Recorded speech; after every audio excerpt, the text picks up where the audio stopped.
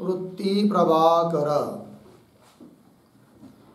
प्रभाकर ग्रंथ में page number 437 और 437 पेज के ऊपर शीर्षक नंबर 133 न्याय मकरंद कारोक्त अधिष्ठान रूप कल्पित की निवृत्ति पक्ष में दूषण। ठीक है, तो वेदांतों का जो सिद्धांत है कल्पित पदार्थ की निवृत्ति अधिष्ठान रूप होती है और उस मत को ऊपर बता भी दिया है, किंतु न्याय मकरंद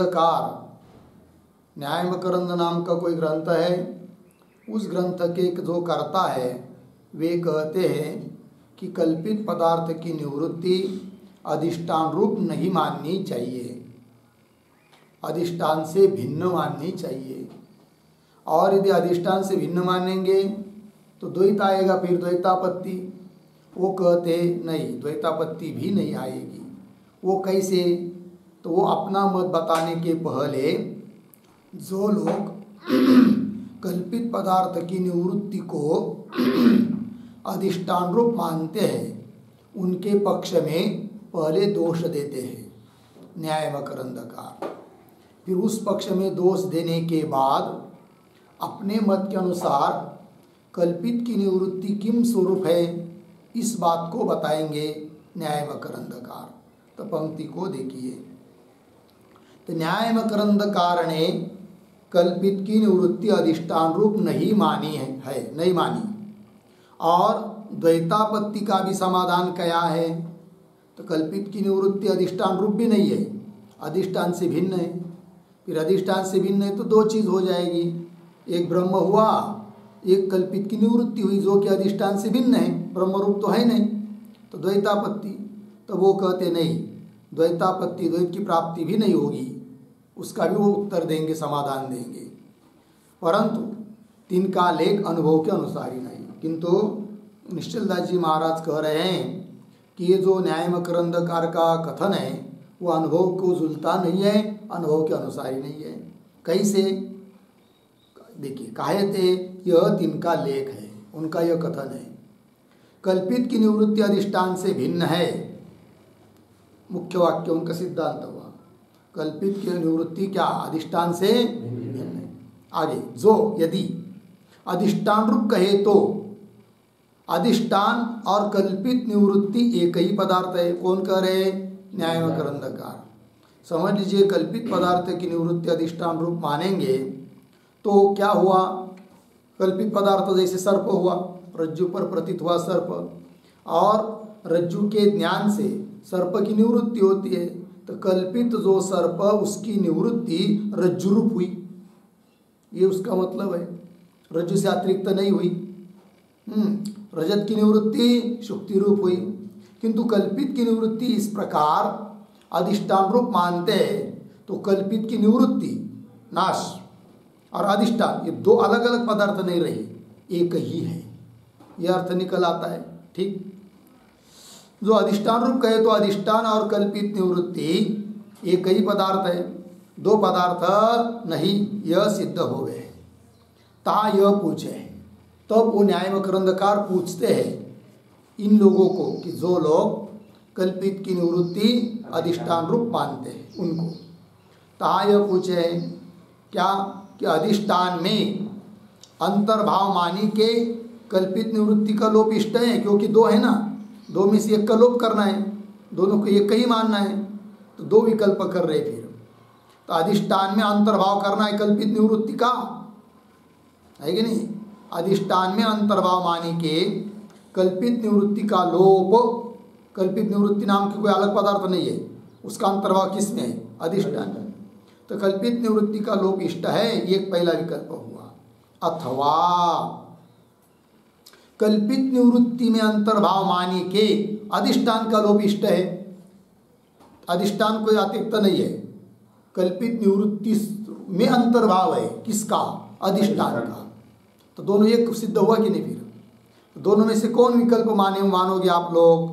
ऐसा न्याय मकरंदकार पूछ रहे हैं। अथवा कल्पित निवृत्ति में अंतर्भाव मानी कि अधिष्ठान का लोप इष्ट है। अन्य प्रकार दो में से अतिरिक्त प्रकार तो हो नहीं सकता, दोनों में से ही कोई मानना पड़ेगा। अन्य प्रकार संभव है नहीं, एक में अपर का एक में दूसरे का अंतर्भाव कहना होगा। अब दो विकल्प किए, उन दो विकल्पों में यदि कदाचित सिद्धांति पक्ष कि जो लोग कल्पित की निवृत्ति अधिष्ठान रूप मानते हैं वे लोग प्रथम पक्ष मान लेंगे। पहला पक्ष कौन सा है? अधिष्ठान में कल्पित निवृत्ति का अंतर्भाव। ठीक, जो प्रथम पक्ष कहे तो संभव है नहीं, काहे ते संसार का अधिष्ठान ब्रह्म है।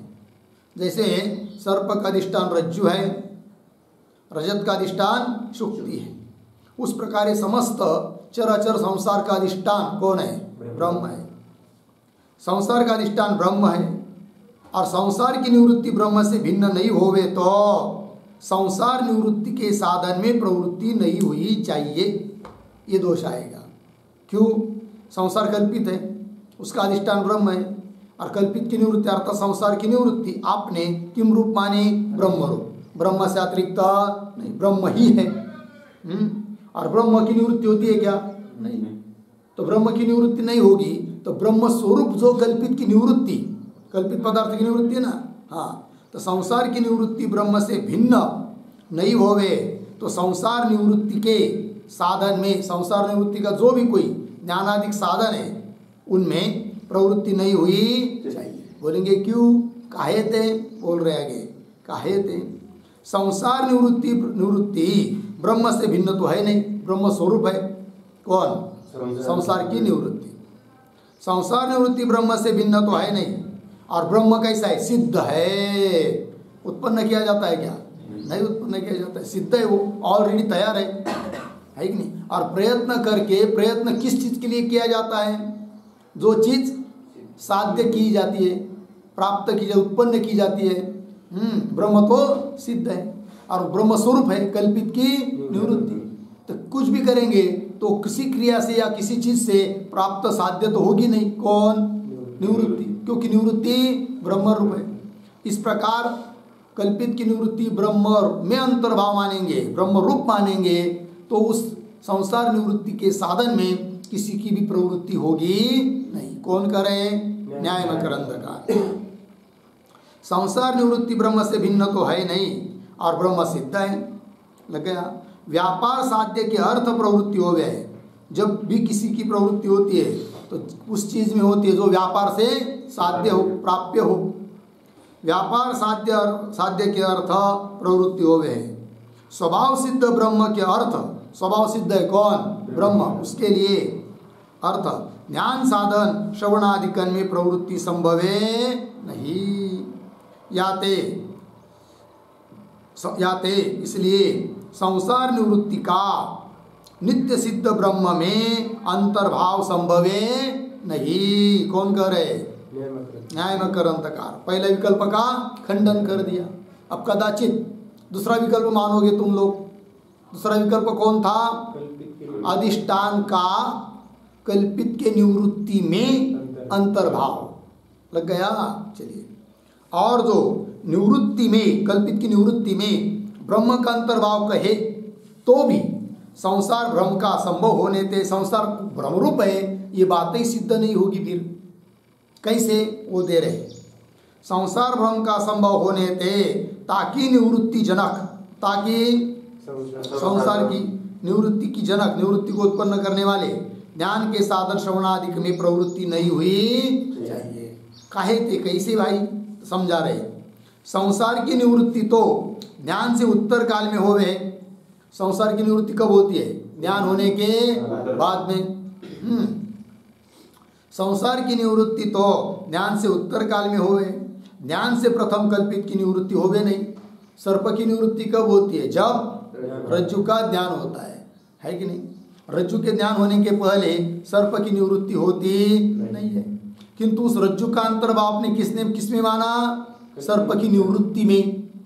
कल्पित जो सर्प उसकी निवृत्ति में, तो उसकी निवृत्ति होगी तब अधिष्ठान की सिद्धि होगी, है कि नहीं? और अधिष्ठान का ज्ञान होगा तब कल्पित की निवृत्ति होगी। तो गड़बड़ हो गई ना। हाँ वही देखिए, काहे ते संसार की निवृत्ति तो ज्ञान से उत्तर काल में होवे है, ज्ञान से प्रथम कल्पित की निवृत्ति होवे यह अनुभव सिद्ध है। और संसार निवृत्ति से पृथक ब्रह्म है नहीं, क्योंकि ब्रह्म का अंतर्भाव, अधिष्ठान का अंतर्भाव आपने किसमें माना? कल्पित की निवृत्ति में। तो कल्पित की निवृत्ति जब होगी तब सिद्ध हुआ तुम्हारा कौन? ब्रह्म है कि नहीं? संसार निवृत्ति से पृथक ब्रह्म है नहीं। या ते ज्ञान ते पूर्व ब्रह्मरूप अधिष्ठान के अभाव ते, ज्ञान होने के पहले ब्रह्मरूप अधिष्ठान है क्या? नहीं, क्योंकि अधिष्ठान कब सिद्ध होगा? जब कल्पित की निवृत्ति होगी। ज्ञान ते पूर्व ब्रह्मरूप अधिष्ठान के अभाव ते संसार भ्रम संभवी नहीं। ब्रह्मरूप अधिष्ठान की सिद्धि नहीं है, और कोई अधिष्ठान रहेगा तब उस पर कल्पना की जा सकती है संसार आदि की। तो अधिष्ठान की सिद्धि नहीं हो रही है, अतः संसार भ्रमरूप है, ये बात ही सिद्ध नहीं होगी। तो संसार भ्रमरूप सिद्ध नहीं हुआ तो संसार को क्या मानना पड़ेगा? सत्य। और यदि संसार सत्य है तो सत्य संसार की निवृत्ति के लिए प्रवृत्ति होगी क्या किसी की? नहीं होगी। ज्ञान ते पूर्व ब्रह्मरूप अधिष्ठान के अभाव थे संसार भ्रम संभवे नहीं। या ते अनुभव सिद्ध संसार का अभाव तो कहा जावे नहीं। इसलिए अनुभव सिद्ध है कौन? संसार। संसार का अभाव तो कहा जावे नहीं, संसार का अभाव तो हो नहीं सकता, क्योंकि अनुभव सिद्ध है कौन? संसार। और उसको तो भ्रम रूप सिद्ध नहीं हो रहा है कि नहीं? अतः उसका अभाव सिद्ध नहीं होगा। अनुभव सिद्ध संसार का अभाव तो कहा जावे नहीं, सत्य कहना होवेगा। संसार को क्या कहना पड़ेगा? सत्य कहना होवेगा, ताकि ज्ञान से निवृत्ति संभव नहीं। और संसार को सत्य मानेंगे तो सत्य वस्तु की निवृत्ति ज्ञान से होती नहीं है। ज्ञान से उन वस्तु की निवृत्ति होती है जो कल्पित होती है। या ते संसार निवृत्ति में ब्रह्म का अंतर्भाव संभव है नहीं, दूसरा विकल्प भी संभव नहीं है। तो दोनों विकल्पों का खंडन कर दिया न्याय मकरंदकार ने। या ते संसार निवृत्ति में ब्रह्म का अंतर्भाव संभव है नहीं, और संसार निवृत्ति ज्ञान से पूर्व काल में है नहीं। संसार निवृत्ति कब होती है? ज्ञान होने के बाद। ज्ञान के पहले तो होगी नहीं, और ज्ञान के पहले होगी नहीं। ज्ञान होने के बाद ज्ञान किसका करोगे? ज्ञान किसका? ब्रह्म का तो कर नहीं सकते, क्योंकि ब्रह्म तो सिद्ध ही नहीं है। क्योंकि ब्रह्म का अंतर्भाव आपने किस में माना है? कल्पित की निवृत्ति में। जब कल्पित की निवृत्ति दिखाई देगी तब समझ लेंगे हाँ इसमें है ब्रह्म, है कि नहीं? ये बात। संसार निवृत्ति ज्ञान से पूर्व काल में है नहीं, ज्ञान से उत्तर काल में होने थे। और ज्ञान के बाद होगी ना, समझ लीजिए किसी तरह से मान लेंगे आप, किसी चीज़ का ज्ञान हुआ, हाँ हाँ हो गया, संसार की निवृत्ति हो गई। तो संसार की निवृत्ति हुई ना, तो संसार की निवृत्ति कैसी है? फिर शादी उत्पन्न होने वाली। और ब्रह्म कैसा है? अनादि। तो शादी में अनादि का अंतर्भाव कैसा करेंगे? ठीक है कि नहीं? हाँ, ज्ञान से उत्तर काल में होने से शादी है और ब्रह्म अनादि है। शादी पदार्थ में अनादि पदार्थ का, ठीक है ना, शादी पदार्थ में अनादि पदार्थ का अंतर्भाव कथन अयुक्त है। लग गया कि नहीं?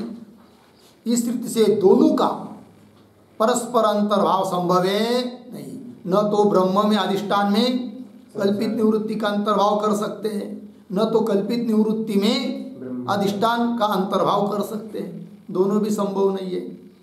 इस रीति दोनों का परस्पर अंतर्भाव संभव है नहीं। याते कल्पित निवृत्ति अधिष्ठान रूप है, यह पक्ष संभव है नहीं, है ना। और जो ऐसे कहे, कदाचित आप ऐसे बोलेंगे आप लोग, क्या परस्पर अंतर्भाव किसी का नहीं कहे है कि नहीं? एक का दूसरे में अंतर्भाव नहीं है। फिर क्या है? तथापि कल्पित निवृत्ति अधिष्ठान से पृथक नहीं। ब्रह्म में संसार निवृत्ति का अंतर्भाव नहीं, संसार निवृत्ति में ब्रह्म का अंतर्भाव नहीं, किसी का किसी में अंतर्भाव नहीं, तो भी कल्पित की निवृत्ति अधिष्ठान से पृथक नहीं। ऐसा कहोगे तुम सिद्धांति लोग, क्यों कहोगे आगे? अधिष्ठान की अवस्था विशेष कल्पित की निवृत्ति, ऐसा बोलोगे। कल्पित की निवृत्ति मतलब क्या? अधिष्ठान की अवस्था विशेष। कैसे? वो समझा रहे। और अज्ञात और ज्ञात दो अवस्था अधिष्ठान की हो गए। अधिष्ठान की दो अवस्था, ज्ञात अवस्था, अज्ञात अवस्था। जब तक रज्जु का ज्ञान नहीं हुआ तब तक अधिष्ठान रज्जु की अवस्था, अज्ञात अवस्था। जब रज्जु का ज्ञान हो जाएगा उसके बाद अधिष्ठान रज्जु की अवस्था ज्ञात अवस्था। अज्ञात और ज्ञात दो अवस्था अधिष्ठान की हुए हैं। ज्ञान से पूर्व अज्ञात अवस्था है और ज्ञान से उत्तर काल में ज्ञात अवस्था हुए हैं। ज्ञात अधिष्ठान रूप कल्पित की निवृत्ति है। कल्पित की निवृत्ति किस कैसी है? अधिष्ठान की अवस्था विशेष। तो अधिष्ठान की दो अवस्था, उसमें से ज्ञात अवस्था स्वरूप है। अधिष्ठान की जो ज्ञात अवस्था तत्स्वरूप है कौन? कल्पित की निवृत्ति। ऐसा हम मानेंगे, अंतर्भाव नहीं करेंगे किसका किसी में। ज्ञात अधिष्ठान रूप कल्पित की निवृत्ति है। लग गया ना? ज्ञात अधिष्ठान आगे क्या है? और ज्ञान से उत्तर काल में ज्ञात अवस्था हो गए। आगे ज्ञात अधिष्ठान रूप कल्पित की निवृत्ति है। लग गया? ज्ञात अधिष्ठान सादी है। खंडन कर रहे अभी न्याय में ग्रंथकार। समझ लीजिए, अवस्था अधिष्ठान की अवस्था विशेष रूप मानेंगे कल्पित की निवृत्ति को। तो कौन अवस्था रूप मानेंगे फिर? ज्ञात अवस्था रूप। किंतु ज्ञात अवस्था कैसी है? सादी। सादी मतलब उत्पन्न हो रही है। ज्ञात अधिष्ठान सादी है। याते ज्ञान साधन श्रवणाधिक निष्फल नहीं है कि नहीं? ज्ञात अधिष्ठान कैसी है? सादी मतलब उत्पन्न होती है, इसलिए श्रवण मनन वगैरह निष्फल नहीं, क्योंकि उससे उत्पन्न की जाएगी कौन? ज्ञात अवस्था। याते ज्ञान साधन श्रवणाधिक निष्फल नहीं और संसार निवृत्ति ब्रह्म से पृथक नहीं। इस रीति से ज्ञात अधिष्ठान रूप ही कल्पित की निवृत्ति को माने सो भी संभव है नहीं। यहाँ तक उनका कहना हुआ। ज्ञात अधिष्ठान रूप कल्पित की निवृत्ति मानेंगे तब अब न्याय व ग्रंथकार कह रहे हैं सो भी संभव है नहीं। क्यों? काहे थे? ज्ञान के विषय को ज्ञात कहे। ज्ञात मतलब जो ज्ञान का विषय है। जैसे घट का ज्ञान हुआ अयम घट, तो ज्ञान होने के बाद क्या कहेंगे? घट को ज्ञात। तो ज्ञात घट है ना, तो उसका विषय कौन हुआ? घट। ज्ञान के विषय को ज्ञात के, ज्ञान का जो विषय अयम घट है ज्ञान हुआ, इस ज्ञान का विषय कौन है? घट। उसको क्या कहेंगे? ज्ञात। बराबर है। और अज्ञान का जो विषय है कि नहीं, उसको क्या कहते हैं? अज्ञात। ज्ञान के विषय को ज्ञात कहे, अज्ञान के विषय को अज्ञात कहे। अज्ञानकृत आवरण ही अज्ञान की विषयता कही है। अज्ञान के द्वारा किया गया जो आवरण, जिस पर आवरण किया है, वही अज्ञान का क्या होता है? विषय। घट का ज्ञान नहीं है तो अज्ञान ने क्या किया? घट के ऊपर आवरण किया, अतः उस अज्ञान का अर्थात आवरण का विषय कौन हुआ? अज्ञानकृत आवरण ही अज्ञान की विषयता है कही है। जब ज्ञान से अज्ञान का अभाव होवे, रज्जु का ज्ञान हुआ तो रज्जु के अज्ञान का क्या हो जाएगा? अभाव। जब ज्ञान से अज्ञान का अभाव होवे तब अज्ञात व्यवहार होवे नहीं। जब ज्ञान हुआ घट का तब घट अज्ञात है ऐसा कह सकते हैं क्या? नहीं। तब अज्ञात व्यवहार होवे नहीं। लग गया इतना? तैसे विधेय दशा में देहादिकन के अभाव थे, ज्ञान का अभाव होने थे। ठीक है ना? विधेय दशा में, विधेय मोक्ष, देह गिर जाता है प्रारब्ध समाप्त होने के बाद, उस समय देहादिक है क्या? नहीं। तो देहादिकन के अभाव थे, ज्ञान का भी क्या है फिर? अभाव है कि नहीं? तो ज्ञान का अभाव होने थे, ज्ञातता का भी क्या हो गया? अभाव हो गए। याते विधेय दशा में अज्ञात अवस्था की नहीं, ज्ञात अवस्था का भी अभाव है। जैसे विधेय कैवल्य में अज्ञात अवस्था नहीं, वैसी ज्ञात अवस्था भी नहीं। फिर ज्ञात अवस्था का भी अभाव होने थे ज्ञात अधिष्ठान रूप कल्पित की निवृत्ति का मोक्ष में अभाव हुआ चाहिए। हो गया ना? क्या कर रहे? पुनः देखिए, याते विधेय दशा में सापलिक विधेय दशा में अज्ञात अवस्था की नहीं, ज्ञात अवस्था का भी क्या है? अभाव। इतनी बात लगी? अभाव होने थे ज्ञात अधिष्ठान रूप माना है आपने क्या? कल्पित की निवृत्ति, तो उसका भी क्या हो जाएगा? अभाव। क्योंकि कल्पित निवृत्ति जिस अवस्था स्वरूप माना था वो अवस्था ही नहीं रही, तो कल्पित की निवृत्ति रहेगी क्या? नहीं। हाँ, कल्पित निवृत्ति का भी क्या हो जाएगा? अभाव। ज्ञात अधिष्ठान रूप कल्पित निवृत्ति का मोक्ष में क्या होगा? अभाव हो जाए चाहिए। क्यों? विधेय मोक्ष में कल्पित निवृत्ति का अभाव हो जाएगा। क्यों? उस कल्पित निवृत्ति जिस अवस्था स्वरूप माना था वो अवस्था ही नहीं रही, तो कल्पित की निवृत्ति कहाँ से रहेगी फिर? बात समझ में आई? तो मोक्ष में अभाव हो जाना चाहिए। जो मोक्ष में अभाव माने, कदाचित तुम सिद्धांती लोग बोलेंगे हाँ हाँ है क्या, मोक्ष में अभाव किसका? ज्ञात अवस्था का भी और कल्पित की निवृत्ति का भी क्या है? अभाव। जो मोक्ष में अभाव माने तो कल्पित निवृत्ति को अनंतता के अभाव थे। इसका मतलब कल्पित निवृत्ति अनंत हो गई क्या? कल्पित की निवृत्ति हुई, जब विदेह मोक्ष प्राप्त हुआ तो कल्पित निवृत्ति का भी नाश हुआ, अभाव हो गया ना, मतलब अनंत नहीं रही। कौन? कल्पित की निवृत्ति। तो कल्पित निवृत्ति को अनंतता के अभाव थे, फिर क्या होगा? औषध जन्य रोग निवृत्ति की नाई परम पुरुषार्थता का अभाव होगा। अर्थात कल्पित की निवृत्ति को परम पुरुषार्थ रूप मान नहीं पाओगे, क्योंकि वो कैसी है? नष्ट होने वाली है, अनंतता का उसमें अभाव है। इतने बड़े श्रवण मनन आप करेंगे और क्या प्राप्त किया? कल्पित की निवृत्ति की। और कल्पित की निवृत्ति कैसी? अनंत रहने वाली है क्या? नहीं, वो भी नष्ट होने वाली है। तो नष्ट होने वाली चीज़ को आपने प्राप्त किया, और नष्ट होने वाली चीज़ को प्राप्त करना कोई पुरुषार्थ है क्या? नहीं। ये सब दोष आएंगे कब? जब कल्पित की निवृत्ति अधिष्ठान रूप मानते हैं तब। अतः हाँ, कल्पित की निवृत्ति अधिष्ठान रूप नहीं माननी चाहिए, किंतु कल्पित की निवृत्ति अधिष्ठान से भिन्न पृथक माननी चाहिए। कौन कह रहे? न्याय में करंदकार। औषध जन्य रोग निवृत्ति, औषध लिया, रोग निवृत्त हुआ, हमेशा का निवृत्त हुआ क्या? नहीं, पुनः आ जाएगा। उसने ज्ञान प्राप्त किया, कल्पित की निवृत्ति हुई, फिर विदेह मोक्ष में कल्पित निवृत्ति का भी अभाव, पुनः कल्पित पदार्थ की प्राप्ति हो जाएगी। फिर तब क्या पुरुषार्थ सिद्ध हुआ? कुछ नहीं। ऐसा कह रहे न्याय में करंदकार। औषध जन्य रोग निवृत्ति की नाई परम पुरुषार्थता का अभाव होवेगा। लग गया? याते, फिर क्या करो? याते नीचे की पंक्ति है ना, शीर्षक के नीचे, कल्पित निवृत्ति अधिष्ठान रूप नहीं, वैसे ही है, किंतु बीच में शीर्षक बाद में डाले है ना, ये समझ में आता है। याते न्याय मकरंदकार की रीति से क्या? अधिष्ठान से भिन्न कल्पित की निवृत्ति का निरूपण। अधिष्ठान रूप नहीं है कौन? कल्पित की निवृत्ति, फिर अधिष्ठान से भिन्न, तो वही दे रहे। याते कल्पित निवृत्ति अधिष्ठान रूप नहीं, तासे भिन्न है, तासे अधिष्ठान से भिन्न है। और अधिष्ठान भिन्न भी कल्पित की निवृत्ति द्वैत की संपादक नहीं। फिर कोई कहेगा अरे भाई न्याय में ग्रंथकार महाराज अधिष्ठान ब्रह्म हुआ और कल्पित की निवृत्ति अधिष्ठान से भिन्न हुई तो द्वैत आ गया, तब करे नहीं नहीं नहीं नहीं, द्वैत भी नहीं आएगा।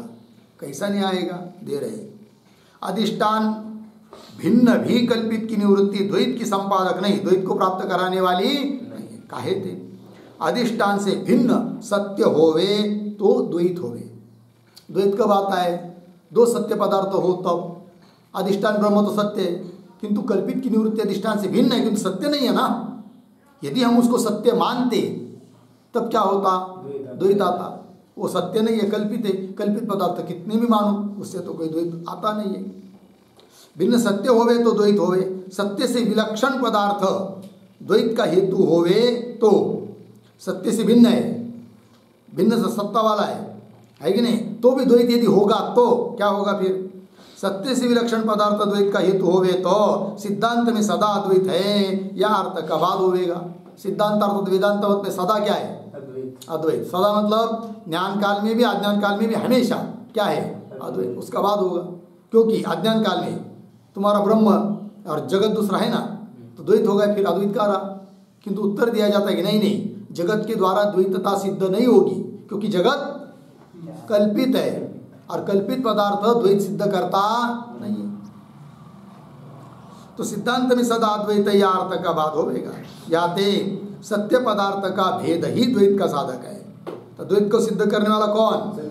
दो सत्य पदार्थ रहते हैं तब। सत्य पदार्थ का भेद ही द्वैत का साधक है। कल्पित निवृत्ति अधिष्ठान से भिन्न है और सत्य नहीं। अधिष्ठान से भिन्न तो है किंतु सत्य नहीं। याते द्वैत सिद्धि होवे। समझ में आया? अब इतना तो बात कह दिया इन्होंने, न्याय मकरंदकार ने। क्या कह दिया? कि अधिष्ठान से भिन्न है कल्पित की निवृत्ति, किंतु उसका स्वरूप क्या है वो समझ में नहीं आ रहा है, वो हमको जान लेना पड़ेगा। तो जानने के लिए उसको विकल्प करके पूछेंगे, किनको? न्याय मकरंदकार को, है कि नहीं? तो विकल्प करके पूछेंगे तो उस विकल्प में वो ऐसे फंस जाएंगे तो उनका खंडन ही हो जाएगा। किनका? न्याय मकरंदकार का। ठीक, वही दे रहे फिर आगे।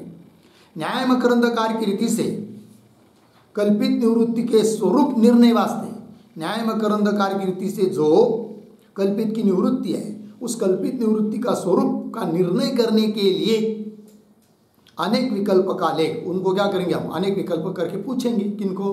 न्याय मकरंदकार को। देखिए फिर कल्पित निवृत्ति के स्वरूप निर्णय वास्ते इस रीति से विकल्प लिखे हैं। क्या? अधिष्ठान से भिन्न कल्पित की निवृत्ति सतरूप है, वा असतरूप है, वा सद असतरूप है, वा सद असत विलक्षण है। 4 विकल्प किए, बताओ। सिद्धांत प्रश्न कर रहे हैं न्याय मकरंदकार को, क्या अधिष्ठान से भिन्न तुम कल्पित की निवृत्ति मान रहे हो ना? ठीक है, मानो, लेकिन उसका स्वरूप क्या है वो बताओ।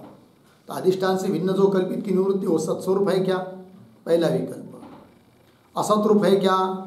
दूसरा विकल्प। सत असत दोनों मिलकर है क्या? तीसरा विकल्प। और चौथा सद असत से भिन्न है, ऐसा है क्या? क्या है बताओ। अब देखिए एक विकल्प जो सतरूप कहे, कौन?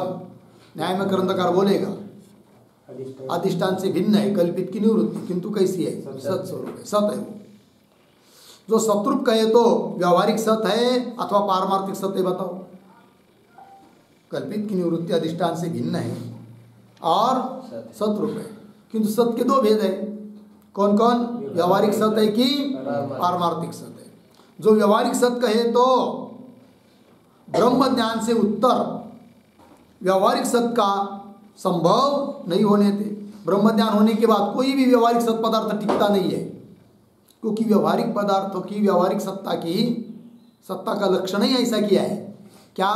ब्रह्म ज्ञान के बिना जिसकी निवृत्ति होती नहीं है, ब्रह्म ज्ञान होने तक जिसकी निवृत्ति नहीं होती, और ब्रह्म ज्ञान होने के बाद जो टिकता नहीं है उसी को कहते हैं क्या? व्यावहारिक सत्ता। तो ब्रह्म ज्ञान होने के बाद कल्पित की निवृत्ति आप व्यावहारिक सत्य इसलिए नहीं मान सकते क्योंकि ज्ञान हुआ है, और ज्ञान के बाद व्यावहारिक सत्य पदार्थ कोई टिकता नहीं है। बात समझ में आ रही कि नहीं? जो व्यावहारिक सत्य कहे तो ब्रह्म ज्ञान से उत्तर व्यावहारिक सत्य का संभव नहीं होने थे, ब्रह्म ज्ञान से उत्तर संसार निवृत्ति का अभाव चाहिए, है कि नहीं? ब्रह्म ज्ञान से उत्तर व्यावहारिक सत्य का क्या है? संभव नहीं होने थे। तो ब्रह्म ज्ञान से उत्तर संसार निवृत्ति का क्या होगा फिर? अभाव चाहिए। काहे थे? कैसे? ब्रह्म ज्ञान से प्रथम जाका बाद होवे नहीं, है कि नहीं?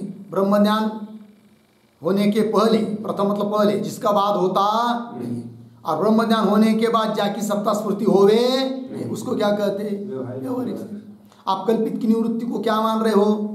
व्यावहारिक सत्य मान रहे, अधिष्ठान से भिन्न मान रहे, किंतु उसका अभाव हो जाएगा, क्योंकि व्यावहारिक सत्य सभी पदार्थ का क्या हो चुका है?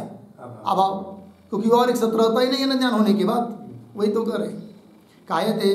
ब्रह्म ज्ञान से प्रथम जाका बाद होवे नहीं, और ब्रह्म ज्ञान से उत्तर बाद में जाकी सत्ता स्फूर्ति होवे नहीं, सो व्यावहारिक सत्य कहिए, उसी को कहते क्या? व्यावहारिक सत्य। याते कल्पित निवृत्ति को व्यावहारिक सत्य माने तो ठीक है ना? कल्पित की निवृत्ति यदि व्यावहारिक सत्य मानेंगे तो ज्ञान से उत्तरता का संभव होवे नहीं, ज्ञान के बाद वो रह नहीं सकती है। क्यों? ज्ञान के बाद कोई भी व्यावहारिक पदार्थ रहता नहीं है। तो तुम्हारे कल्पित निवृत्ति जो तुम व्यावहारिक सत्य मान रहे हो वो कैसा रहेगा फिर? नहीं रहेगा ना। ज्ञान से उत्तरता का संभव होवे नहीं, याते अधिष्ठान से भिन्न कल्पित निवृत्ति को पारमार्थिक सतरूप कहे। अब कहेगा वो ठीक है, कल्पित की निवृत्ति को हम सत्य मानते हैं किंतु व्यावहारिक सत्य नहीं मानेंगे। क्या? पारमार्थिक सत्य मानेंगे। तब तो द्वैतापत्ति, अद्वैत क्या नहीं? ब्रह्म सत्य वो सत्य।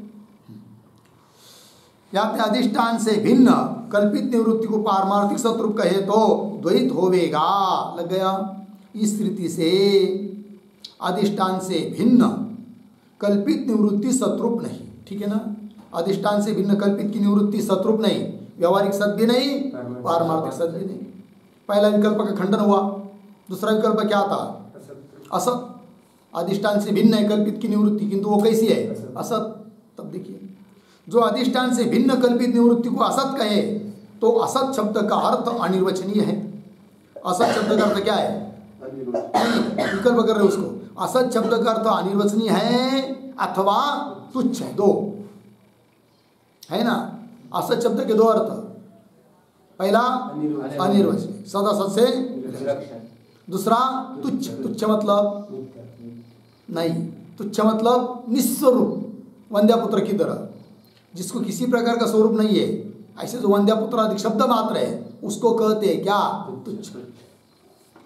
असत शब्द का अर्थ अनिर्वचनीय है अथवा तुच्छ है। जो अनिर्वचनीय कहे तो दोष आगे चतुर्थ विकल्प के खंडन में कहेंगे। कल्पित की निवृत्ति को तुम यदि अनिर्वचनीय मानोगे तो क्या दोष आता है, वो चौथा विकल्प का खंडन करते समय कहेंगे। ठीक है, फिर बोलेंगे नहीं नहीं हम तुच्छ मानेंगे, कल्पित की निवृत्ति अधिष्ठान से भिन्न है, किंतु कैसी है वो? तुच्छ है। तब देखिए, तुच्छ कहे तो संसार निवृत्ति को पुरुषार्थता नहीं होगी, है नहीं। संसार निवृत्ति को पुरुषार्थता मतलब पुरुष प्रयत्न के द्वारा प्राप्य है, ऐसा नहीं कह पाएंगे। श्रवण मनन निधि ध्यान आदि आदि पुरुष प्रयत्न कर रहे हैं और क्या प्राप्त करोगे? संसार की निवृत्ति। और संसार की निवृत्ति क्या चीज़ है? वंद्यपुत्र की तरह। तो क्या पुरुषार्थ है कि नहीं? कोई कहेगा क्या हम कहाँ जा रहे हो? मिलने के लिए जा रहा हूँ, बहुत साल हो गए, 20-25 साल हो गए, हमारा एक मित्र रहता है लातूर में, उसको मिलने के लिए जा रहा हूँ मैं। अच्छा, क्या है तुम्हारे मित्र का नाम? हमारे मित्र का नाम है वंद्यापुत्र, और उसको मिलने में जा रहा हूँ। तो बाकी के लोग क्या कहेंगे? ये आदमी मूर्ख है कि नहीं? कैसे? वंद्यापुत्र कोई होता ही नहीं है तो उसको मिलने जा रहा है, फालतू को चक्कर कर रहा है वो, ऐसे ही बोलेंगे ना। पुरुषार्थ थोड़ी कहेंगे हाँ अच्छा जाओ जाओ जाओ जाओ, जाने के लिए पैसा नहीं हो तो ये ले लो टिकट के लिए पैसा। कोई कहेगा कि उसको? नहीं कहेगा। तुच्छ कहे तो संसार निवृत्ति को पुरुषार्थता नहीं होगी, या तो द्वितीय विकल्प संभव है नहीं, दूसरा विकल्प भी संभव नहीं है। कौन सा? असत रूप। कल्पित की निवृत्ति अधिष्ठान से भिन्न है और असत रूप है। दूसरा विकल्प था ना, वो भी संभव नहीं है। तीसरा विकल्प, तीसरा क्या है? सद असत रूप। कल्पित की निवृत्ति अधिष्ठान से भिन्न है, किंतु कैसी है? सत असत रूप है, ऐसा मानेगा कदाचित न्याय मकरंदकार। तब देखिए, अधिष्ठान से भिन्न को सद असत रूप कहे तो एक पदार्थ को सत स्वरूपता और असत स्वरूपता विरोधी होने ते संभव है। एक ही पदार्थों को तुम क्या कर रहे हो? सत भी कर रहे हो, असत भी कर रहे हो, तो सत स्वरूपता असत स्वरूपता संभव है नहीं। और सद असद रूप माने पूर्वोक्त सत पक्ष का दोष होगा। और समझ लिए, सद असद रूप मानोगे किसको? कल्पित की निवृत्ति को। एक तो पहली बात, सद एक ही पदार्थों को सद्रूप असद्रूप दोनों मान नहीं सकते, क्योंकि दोनों विरोधी है। तो भी मानोगे तो सत पक्ष में जो दोष दिया वो आएगा, असत पक्ष में जो दोष दिया वो भी आएगा, क्योंकि सत असत उभय रूप मान रहे हो। ठीक है ना? सद असद रूप माने पूर्वोक्त सत पक्ष का दोष होवेगा और असत पक्ष का दोष होवेगा, दोनों दोष आएंगे। काहे थे?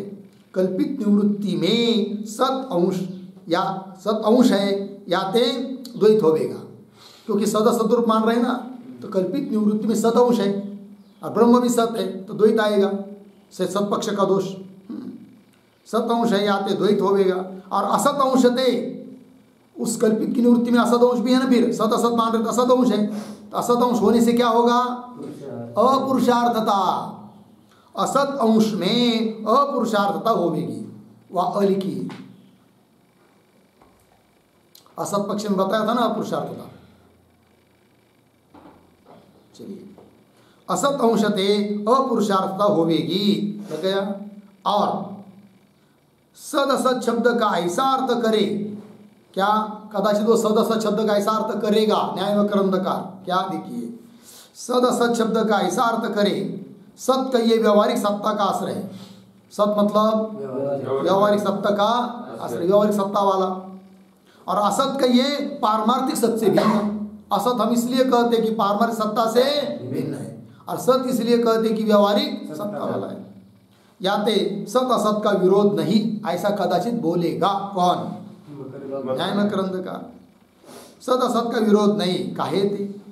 घटाधिक व्यवहारिक, घटाधिक जो पदार्थ है ना व्यवहारिक, तो घटाधिक व्यवहारिक सत्ता के आश्रय है। घटाधिक व्यवहारिक सत्ता के आश्रय है। घटाधिक पदार्थ कैसे? व्यवहारिक सत्ता के आश्रय, इसलिए सत कहते हैं उनको। और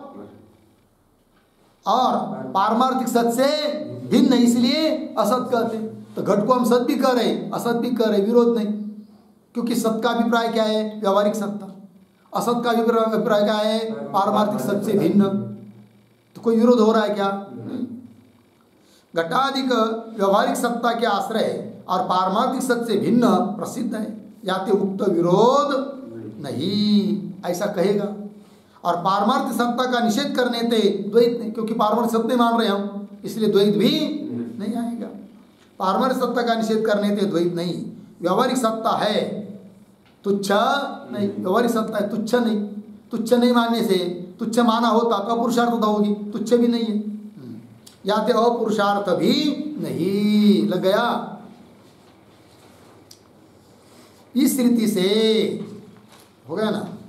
इस रीति से अधिष्ठान से भिन्न कल्पित की निवृत्ति कैसी हुई? पारमार्थिक सत्ता शून्य व्यवहारिक सत्ता वाली, ये उसका स्वरूप है। ऐसा कहेगा न्याय में करंदकार।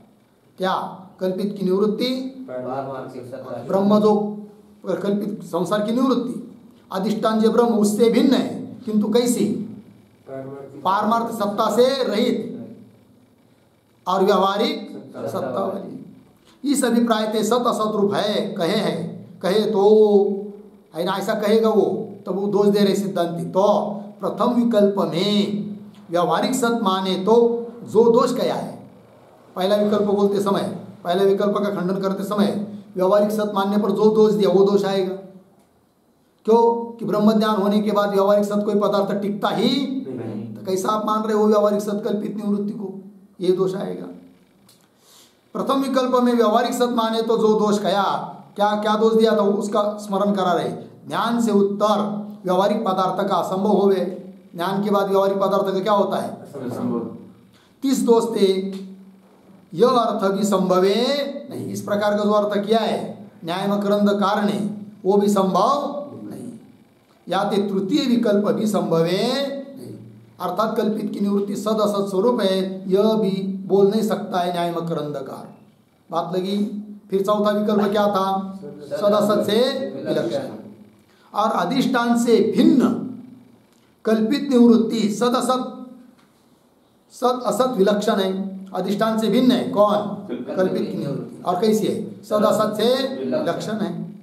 यह चतुर्थ पक्ष कहे तो सद विलक्षण कहने से द्वैत नहीं है कि नहीं? सत से विलक्षण कह दिया ना, इसलिए द्वैत नहीं, क्योंकि सत माना होता तो द्वैत होता। यह चतुर्थ पक्ष कहे तो सत विलक्षण कहने से द्वैत नहीं, और असत विलक्षण कहने से अपुरुषार्थता भी नहीं, क्योंकि असत से क्या है? विलक्षण। असत मानेंगे वंद्यपुत्र की तरह तब तो अपुरुषार्थता आएगी ना, तो अपुरुषार्थता भी नहीं। तथापि संभव नहीं, तो भी संभव नहीं है। काहे ते? सद असत विलक्षण अनिर्वचनीय हो गए। सत असत से विलक्षण जो होता है वो कैसा होता है? अनिर्वचनीय हो गए। याते कल्पित की निवृत्ति अनिर्वचनीय है, यह सिद्ध होगा। और कल्पित की निवृत्ति कैसी? फिर अनिर्वचनीय है, ये मानना पड़ेगा। तो बोले हाँ मानेंगे। तब देखिए फिर, और माया अथवा ता का कार्य अनिर्वचनीय हो गए। माया भी अनिर्वचनीय है और माया का कार्य भी अनिर्वचनीय हो गए। याते अज्ञान सहित संसार की निवृत्ति अनिर्वचनीय होवे तो अज्ञान भी अनिर्वचनीय, उसका कार्य संसार की निवृत्ति भी क्या? अनिर्वचनीय होवे तो क्या? माया रूप अथवा माया का कार्य रूप अज्ञान सहित प्रपंच की निवृत्ति माननी होगी। तो अज्ञान प्रपंच की निवृत्ति कैसी मानना पड़ेगी? एक तो माया रूप किंवा माया का कार्य रूप। कौन? अज्ञान सहित प्रपंच की निवृत्ति माननी होगी, है कि नहीं? प्रपंच की, अज्ञान सहित प्रपंच की निवृत्ति, एक तो आप माया रूप मानो किंवा माया का कार्य रूप मानो। तो माया रूप अथवा माया का कार्य रूप उक्त निवृत्ति को कहे तो, है कि नहीं, मैंने कल्पित की निवृत्ति कैसी है, माया रूप है कि वह माया का कार्य रूप है। माया रूप अथवा माया का कार्य रूप उक्त निवृत्ति को कहे तो घट रूप घट की निवृत्ति है। इस कथन की नाई उक्त कथन हास्य का आस्पद है। लेकिन घट की निवृत्ति किम रूप, घट रूप, ऐसा होता है क्या, है कि नहीं। अज्ञान सहित समस्त संसार की निवृत्ति ना, वो तो एक तो तुमको क्या मानना पड़ेगा, माया रूप। तो माया की निवृत्ति माया रूप, ये सिद्ध हुआ कि वह माया का कार्य है कि नहीं। कौन, कल्पित की निवृत्ति, है कि नहीं। तो भी वही दोष, घट की निवृत्ति घट रूप मानने की जैसा, क्योंकि ये समस्त जगत क्या है, माया का कार्य है, और उसकी निवृत्ति किम रूप, माया के कार्य रूप। क्योंकि कल्पित निवृत्ति भी क्या मान रहे हैं आप, तो माया का कार्य, तो माया के कार्य की निवृत्ति माया के कार्य रूप, क्यों माया की, क्यों ये समस्त जगत की माया की निवृत्ति माया रूप, ये कहना हो रहा है। और ये तो कहना उचित नहीं, व्यर्थ है, झूठा है। घट की निवृत्ति घट रूप तो होती नहीं है ना। निवृत्ति को कहे तो घट रूप घट की निवृत्ति है, इस कथन की नाई उक्त कथन हास्य का आस्पद है, हास्य का स्थान है, हास्य के लिए निमित्त है। और ब्रह्म ज्ञान से अज्ञान सहित प्रपंच की निवृत्ति होवे, लग गया ना। ब्रह्म ज्ञान से क्या होता है, अज्ञान सहित समस्त प्रपंच की क्या, ब्रह्म ज्ञान से अज्ञान सहित प्रपंच की निवृत्ति होवे। तिस्ते अनंतर, बराबर, ब्रह्म ज्ञान हुआ, माया माया का कार्य समस्त निवृत्त हुआ, बराबर। तिस्ते अनंतर पुरुषार्थ सामग्री, पुरुषार्थ साधन सामग्री कोई रहे नहीं, क्योंकि पुरुषार्थ प्राप्त हो गया, तो साधन की सामग्री रहेगी क्या, श्रवण मनन आदि कुछ नहीं। अनंतर पुरुषार्थ साधन सामग्री कोई रहे नहीं, यह सिद्धांत है, लग गया। और ब्रह्म ज्ञान का फल कल्पित की निवृत्ति माया रूप अथवा माया का कार्य रूप होवे, ताका निवर्तक कोई रहा नहीं, क्योंकि ब्रह्म ज्ञान हो गया, माया और माया के कार्य की निवृत्ति हुई, बराबर। और आप क्या कर रहे हो, ब्रह्म से भिन्न है कौन, कल्पित की निवृत्ति। फिर उस कल्पित निवृत्ति को कौन नष्ट करेगा, बताओ। क्योंकि ब्रह्म ज्ञान होने से माया और माया के कार्य क्या हो गई, निवृत्ति। अब साधन तो कोई रहा नहीं, फिर बच गई तुम्हारी निवृत्त करने के लिए कौन, कल्पित की निवृत्ति। उसकी निवृत्ति कौन करेगा, है कि नहीं। ब्रह्म ज्ञान का फल कल्पित की निवृत्ति, कल्पित की निवृत्ति क्या माना तुमने, माया रूप अथवा माया का कार्य रूप होवे, तो उसकी भी तो निवृत्ति करनी पड़ेगी ना फिर। किंतु ब्रह्म ज्ञान हुआ है, साधन सब समाप्त हो गए, तो माया रूप जो कल्पित की निवृत्ति, कि वह माया का कार्य रूप जो कल्पित की निवृत्ति, उसकी तो निवृत्ति करना पड़ेगी ना फिर। वो किससे करोगे, है कि नहीं। माया रूप अथवा माया का कार्य रूप होवे तो होवे, ताका निवर्तक कोई रहा, या ते मोक्ष दशा में भी रहेगी कौन, माया कि वह माया का कार्य रूप जो कल्पित की निवृत्ति। तुम तो उसको माया रूप मानो चाहे माया का कार्य रूप मानो, वो तो बचेगी मोक्ष में भी।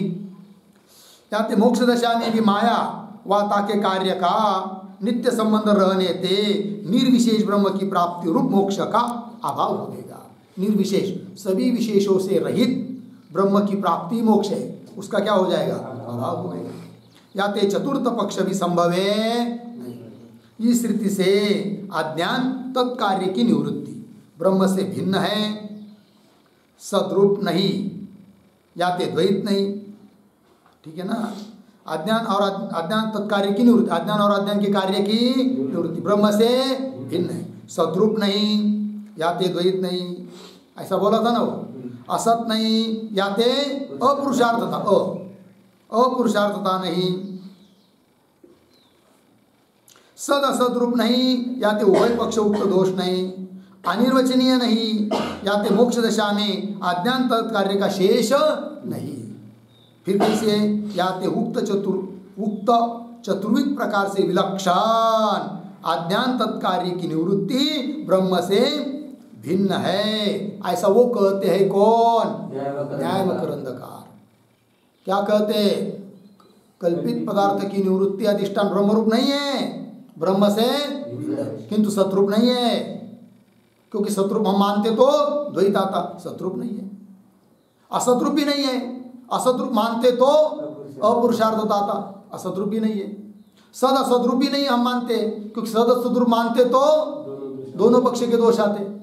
अच्छा, सद असत से विलक्षण भी नहीं है, क्योंकि सद असत से विलक्षण मानेंगे तो मोक्ष दशा में वो रहेगी, है कि नहीं? वो भी नहीं है।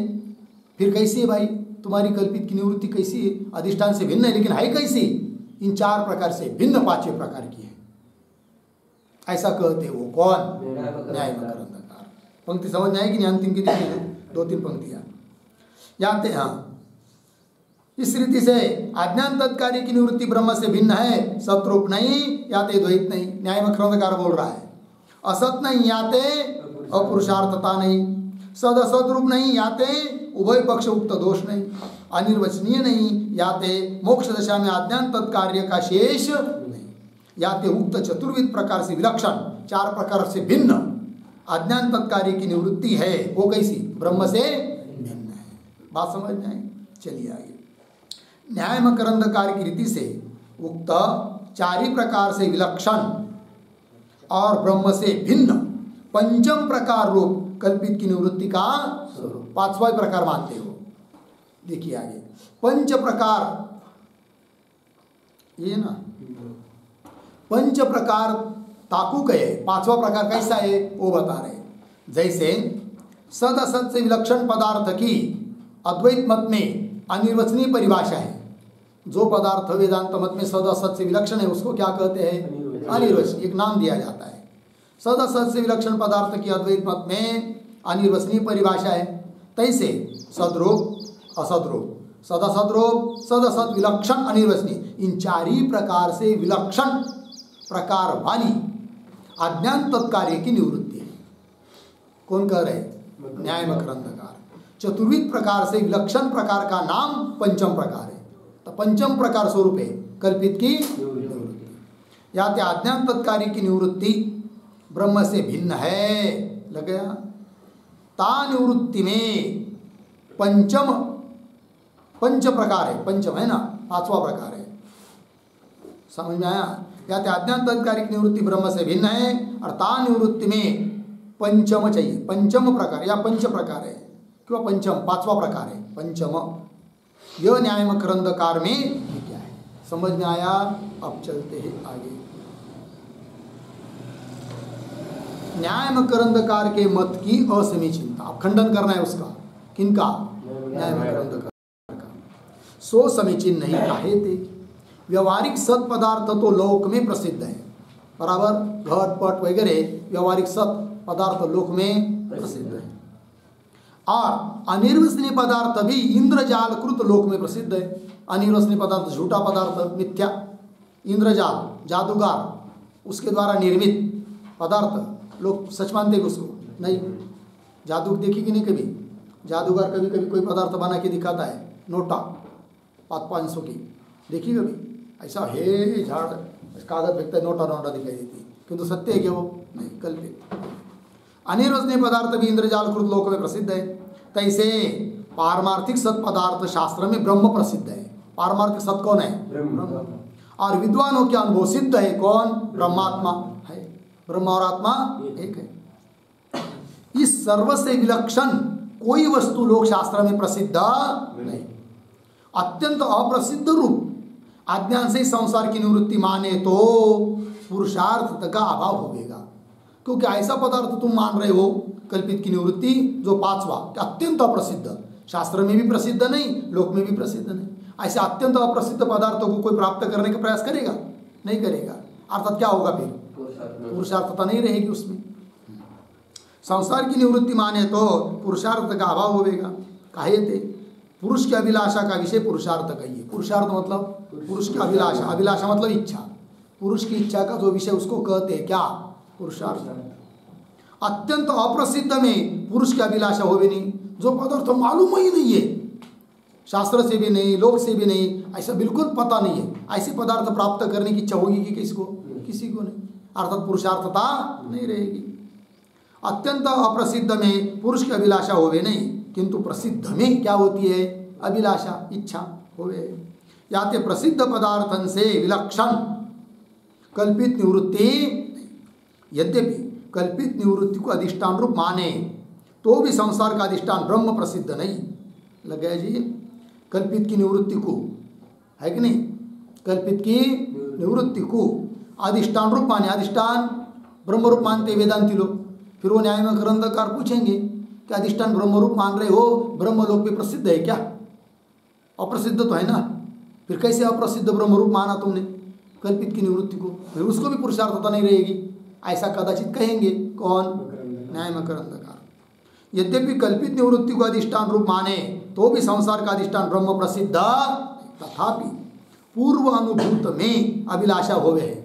यह नियम नहीं कि जिस चीज का पहला अनुभव रहता है उसमें ही अभिलाषा होती है, ऐसा नियम नहीं। किसी चीज का अनुभव नहीं हमको, किंतु किसी ने सुनाया तो भी इच्छा होती है ना। तथापि पूर्व अनुभूत में अभिलाषा होवे यह नियम नहीं, किंतु अनुभूत के सजातीय में अभिलाषा होवे। जिस चीज का अनुभव है उसका सजातीय में भी क्या होती है? अभिलाषा। जैसे भयरूप अनर्थ हेतु सर्प की निवृत्ति, अधिष्ठान रज्जु रूप है। उदाहरण है, अनुभव है कि नहीं? अनुभव आता है क्या? भय के लिए भय रूप, भय अनर्थ है, भीति बांटना क्या है? अनर्थ है ना। और उस अनर्थ के लिए कारण कौन है? सर्प। और उस सर्प की निवृत्ति कैसी है? अधिष्ठान रज्जु रूप है, अनुभव है। उस प्रकार जगत भी कैसा है? कल्पित। तो उसकी भी निवृत्ति किम रूप होगी? अधिष्ठान रूप होगी, अनुभव के अनुसार। भयरूप अनर्थ हेतु सर्प की निवृत्ति अधिष्ठान रज्जु रूप है, तैसे जन्म मरणादि रूप अनर्थ हेतु संसार की निवृत्ति अधिष्ठान ब्रह्म रूप है। इस रीति से अधिष्ठानत्व धर्म से, जैसे अधिष्ठानत्व रज्जु में भी है तैसे वही अधिष्ठानत्व ब्रह्म में भी है। इस अधिष्ठानत्व धर्म से ब्रह्म रूप संसार की निवृत्ति, संसार की निवृत्ति कैसी है? ब्रह्म रूप है। तो ब्रह्म रूप संसार की निवृत्ति अनुभूत के सजातीय होने थे। जिस चीज का अनुभव हमने किया है रज्जु सर्प के बारे में, उसके सजातीय होने थे पुरुष की अभिलाषा संभव है, पुरुष की इच्छा का विषय हो सकता है।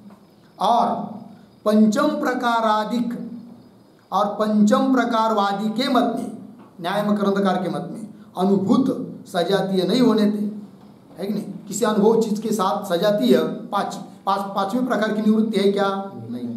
अनुभूत सजातीय नहीं होने थे प्रवृत्ति संभवे नहीं।